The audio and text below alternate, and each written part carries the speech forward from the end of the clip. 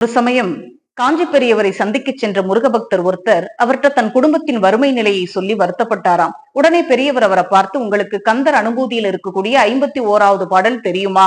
தெரிஞ்சா சொல்லுங்களேன் அப்படின்னு சொன்ன உடனே பக்தர், உருவாய் அருவாய் உளதாய் இளதாய் மறுவாய் மலராய் மணியாய் ஒளியாய் கருவாய் உயிராய் கதியாய் விதியாய் குருவாய் வருவாய் அருள்வாய் குகனேன்னு சொல்லி முடிச்ச உடனே பெரியவர் அவரை பார்த்து, இந்த கடைசி வரிக்கு என்ன பொருள்னு உங்களுக்கு தெரியுமான்னு கேட்டிருக்காரு.